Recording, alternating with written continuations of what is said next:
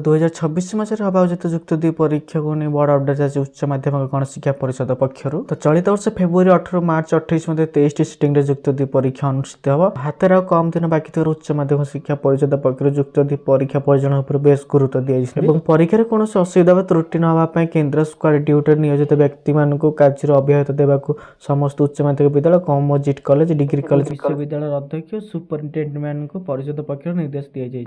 तो परीक्षार शेष घंटी बाजिया पूर्व जदि कौन परीक्षार्थी परीक्षा केन्द्र छाड़ी जाती तेज प्रश्नपत्र बाहर को अनुमति दि जाए। तो हब्डी पुलिस सुरक्षा सह जन पर्यवेक्षक जरिए परीक्षा केन्द्र प्रश्नपत्र पैकेज पठाଯିव। परीक्षा दिन सकाल 8:30 सुधा प्रश्नपत्र पैकेट परीक्षा केन्द्र में पहुंची। तो सकाल 9:30 समय केन्द्र सुपरिटेडेंट हम पर्यवेक्षक परीक्षा निरीक्षक और जिला प्रशासन प्रतिनिधि उपस्थित पैकेज खोल प्रश्नपत्र पैकेट गुड़िक अठा द्वारा सिल होता लफार केन्द्र सुपरिटेडेंट डिप्यूटी सुपरिटेडेंट माध्यम परीक्षा हल को पठाई। परीक्षार्थी प्रश्नपत्र बंटन बड़का प्रश्न गुड़िक अठा लग जाए लफार भीतर सेल कर रखा जेपरी से गुड़ी खोला न रहे।